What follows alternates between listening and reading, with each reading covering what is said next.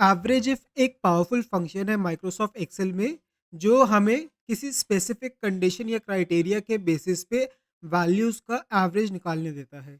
ये तब बहुत यूज़फुल होता है जब हमारे पास एक बड़ा डेटा सेट हो और सिर्फ उन्हीं वैल्यूज़ का हमें एवरेज निकालना हो जो किसी पर्टिकुलर कंडीशन को सैटिस्फाई करते हैं।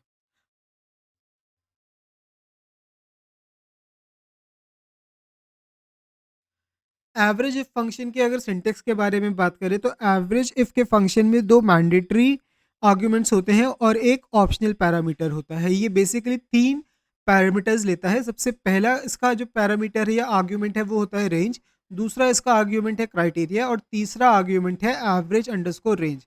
तीसरा आर्ग्यूमेंट है वो हमेशा स्क्वायर ब्रैकेट के अंदर इंक्लूज रहता है जो कि इंडिकेट करता है कि तीसरा आर्ग्यूमेंट ऑप्शनल है। पहले दो आर्ग्यूमेंट इसके मैंडेटरी होते हैं यानी कि रेंज और क्राइटेरिया। ये दोनों जो आर्ग्यूमेंट्स है ये मैंडेटरी होते हैं। इसमें से अगर हम सबसे पहले अगर रेंज के बारे में बात करें तो ये वो रेंज होती है जिसमें क्राइटेरिया को अप्लाई किया जाता है। इस रेंज के अंदर हर सेल का क्राइटेरिया से मैच होना ज़रूरी है। मतलब कि जो भी आप क्राइटेरिया स्पेसिफाई करेंगे एक्सेल इस रेंज के अंदर हर सेल को उस क्राइटेरिया के अगेंस्ट इवैल्यूएट करेगा। अगर क्राइटेरिया मीट होता है तो एक्सेल उस सेल को कंसिडर करेगा वरना उस सेल को इग्नोर करेगा। एग्जाम्पल के तौर पे मान लीजिए अगर हमें ये देखना है कि 50 से बड़े कितने नंबर्स हैं रेंज A2 से A10 के बीच में, तो हम रेंज में A2 टू A10 को स्पेसिफाई करेंगे और इस रेंज के अंदर ही एक्सेल क्राइटेरिया को मैच करेगा। यानी A2 से लेके A10 तक की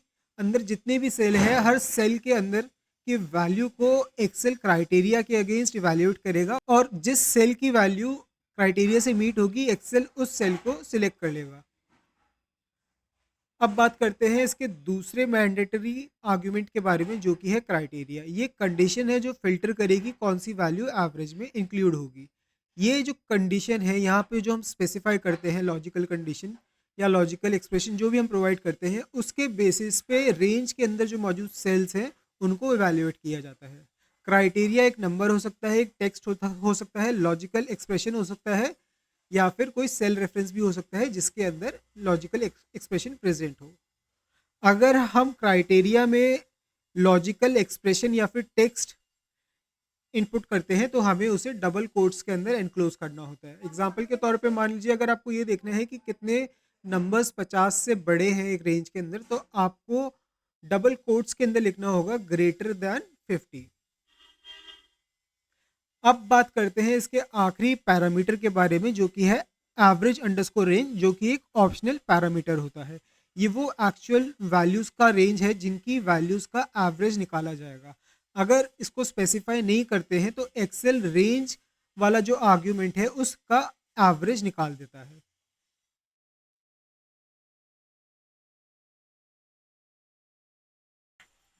एवरेज इफ फॉर्मूला के सिंटेक्स को एक्सप्लोर करने के बाद अब हम देखते हैं कि आखिरकार इस फॉर्मूले को हम किसी भी सेल के अंदर इम्प्लीमेंट कैसे कर सकते हैं। तो सबसे पहले हमें उस सेल को सिलेक्ट करना होगा जिसके अंदर ये फंक्शन हमें इम्प्लीमेंट करना है जो कि इस केस में है सेल G55। उसके बाद हम इक्वल टू के बाद फॉर्मूला का नाम डालेंगे और ब्रैकेट को ओपन करेंगे। तो यहाँ पे मैंने इक्वल टू का साइन डाला है और उसके बाद फॉर्मूला का नाम डाल के ब्रैकेट को मैंने ओपन किया है। इसके बाद हम उस रेंज को सिलेक्ट करेंगे जिस रेंज के अंदर हम क्राइटेरिया को इवैल्यूएट करना चाहते हैं जो कि इस केस में है प्रोडक्ट वाली रेंज जहां पे हमारे पास प्रोडक्ट के नाम है। इसके बाद हम कॉमा देंगे और उसके बाद जो क्राइटेरिया है इसे इनपुट करेंगे या किसी सेल का रेफरेंस देंगे जहां पे हमारा क्राइटेरिया प्रेजेंट है। तो इस केस में हमने बाय सेल रेफरेंस क्राइटेरिया को इनपुट किया है और मैंने रेफर किया है सेल F52 के अंदर जिसके अंदर मेरा क्राइटेरिया है जो कि है एप्पल। इसके बाद मैं कॉमा डालूंगा और उस रेंज को सिलेक्ट करूंगा जिसको मुझे एवरेज में कैलकुलेट करना है। तो यहाँ पे मैंने प्राइस वाली रेंज को सिलेक्ट कर लिया है। इसके बाद अब मैं जैसे ही ब्रैकेट को बंद करूंगा और एंटर हिट करूंगा एक्सेल हमें एप्पल वाले प्रोडक्ट का जो एवरेज प्राइस है उसे कैलकुलेट करके दिखा।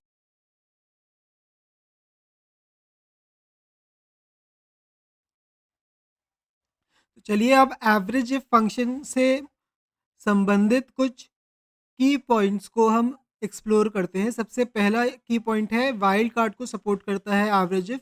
यानी कि आप एवरेज इफ़ के क्राइटेरिया वाले सेक्शन में वाइल्ड कार्ड यानी कि किसी पैटर्न को भी मैच कर सकते हैं और उसके बेसिस पे एवरेज कैलकुलेट कर सकते हैं। दूसरा इसका की पॉइंट है, अगर कोई भी सेल में क्राइटेरिया मीट नहीं होता तो उस केस में average if function division error को रिटर्न करता है। तीसरा इसका है, criteria can include logical operators like equal to, greater than equal to, या फिर स्मॉलर देन और इक्वल टू। इसके अलावा भी दूसरे ऑपरेटर्स को एवरेज का जो फॉर्मूला है वो सपोर्ट करता है। और लास्ट में हम बात करेंगे इसके आखिरी पैरामीटर के बारे में, जो कि है एक ऑप्शनल पैरामीटर। अगर आप ऑप्शनल पैरामीटर यानी एवरेज अंडरस्कोर रेंज वाले पैरामीटर को ओमिट कर देते हैं, उसमें कोई रेंज सिलेक्ट नहीं करते, तो जो आपका पहला आर्ग्यूमेंट है यानी जो पहली रेंज आपने सिलेक्ट की थी, एक्सेल उस रेंज में से एवरेज को कैलकुलेट करेगा।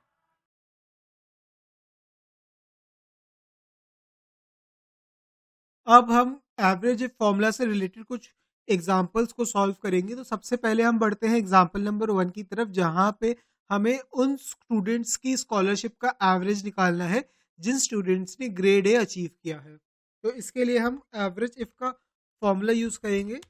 इसके सबसे पहले पैरामीटर में हम उस रेंज को डिफाइन करेंगे जिसके अंदर हमें अपने क्राइटेरिया को इवेल्युएट करना है। उसके बाद कॉमा देके हम क्राइटेरिया डिफाइन करेंगे। यहाँ पे क्योंकि मेरा जो क्राइटेरिया है वो एक टेक्स्ट वैल्यू है, तो उसे मैं डबल कोट्स के अंदर इनक्लोज करूंगा। इसके बाद कॉमा देके तीसरे आर्ग्यूमेंट पे आऊंगा और यहाँ पे मैं उस रेंज को सिलेक्ट करूंगा जिस रेंज के अंदर जो वो वैल्यूज हैं जिनका हमें एवरेज निकालना है। तो यहाँ पे मैंने स्कॉलरशिप वाली रेंज को सिलेक्ट किया है। अब ब्रैकेट को बंद करके मैं एंटर हिट करूंगा और हमारे पास उन स्टूडेंट की एवरेज स्कॉलरशिप आ जाएगी जिन्होंने ग्रेड ए सिक्योर किया है। अब हम एग्जाम्पल नंबर 2 की तरफ बढ़ते हैं, जहां पे इस डेटा सेट के बेसिस पे हम इन क्वेश्चंस को सॉल्व करेंगे। तो सबसे पहला क्वेश्चन है, हमें उन एम्प्लॉयज़ की सैलरी का एवरेज निकालना है जिनका फर्स्ट नेम है जॉन।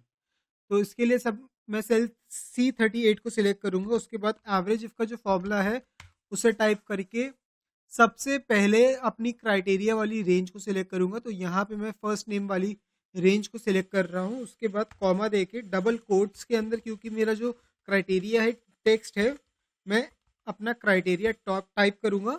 इसके बाद कॉमा देके मैं उस रेंज को सिलेक्ट करूंगा इसके तीसरे आर्ग्यूमेंट में जहाँ पे वो नंबर्स मौजूद है जिनका हमें एवरेज निकालना है।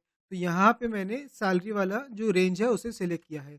ब्रैकेट बंद करते ही जैसे ही मैं इंटर हिट करूंगा, हमारे पास उन सभी एम्प्लॉयज़ की सैलरी का एवरेज आ जाएगा जिनका फर्स्ट नेम जॉन है। दूसरे क्वेश्चन में हमें एवरेज सैलरी निकालनी है एचआर डिपार्टमेंट की। तो जितने भी लोग एचआर डिपार्टमेंट हैं उनकी सैलरी का हमें एवरेज निकालना है। तो यहाँ पे फॉर्मूला टाइप करेंगे। अगेन हम एवरेज इफ का ब्रैकेट ओपन करेंगे। सबसे पहले हम डिपार्टमेंट को सिलेक्ट करेंगे, यानी कि जो आर्ग्यूमेंट 1 वाली रेंज है उसमें हम डिपार्टमेंट को सिलेक्ट करेंगे। कॉमा देके आर्ग्यूमेंट 2 की तरफ बढ़ेंगे और क्राइटेरिया को डिफाइन करेंगे जो कि है एचआर। इसके बाद कॉमा देके हम लास्ट पैरामीटर की तरफ बढ़ेंगे और अगेन उस रेंज को सिलेक्ट करेंगे जिसके अंदर वो वैल्यूज मौजूद है जिसका हमें एवरेज चाहिए। तो सैलरी वाला जो कॉलम है उसे हम थर्ड आर्ग्यूमेंट में सिलेक्ट करके एंटर हिट करेंगे और हमारे पास एचआर डिपार्टमेंट की जो एवरेज सैलरी है वो कैलकुलेट होके आ जाएगी। ये अब हम सिनेरियो नंबर 2 की तरफ बढ़ते हैं और उन एम्प्लॉयज़ की सैलरी का एवरेज निकालते हैं जिनकी सैलरी 60,000 से ऊपर है।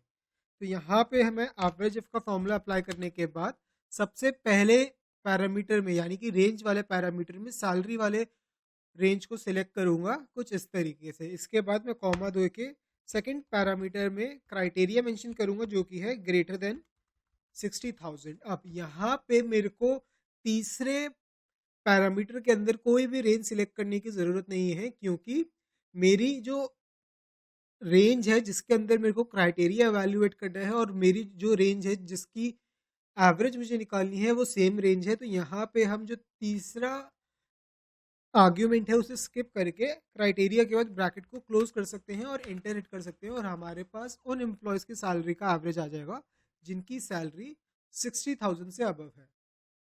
थर्ड क्वेश्चन भी सिनेरियो नंबर 2 के क्वेश्चन से मिलता जुलता है। यहाँ पे हमें उन एम्प्लॉयज़ की सैलरी का एवरेज निकालना है जिनकी सैलरी 65,000 से ज़्यादा है। तो यहाँ पे भी हम एवरेज इफ का फॉर्मूला यूज़ करेंगे।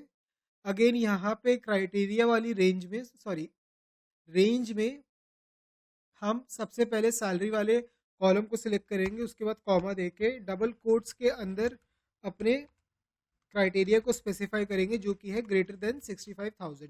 इसके बाद हम अगेन ब्रैकेट को क्लोज करेंगे क्योंकि हम थर्ड आर्ग्यूमेंट इस बार भी स्किप कर रहे हैं, और एंटर हिट करते ही हमारे पास उन सारे एम्प्लॉयज़ की सैलरी का टोटल आ जाएगा जिनकी सैलरी 65,000 से अबव है।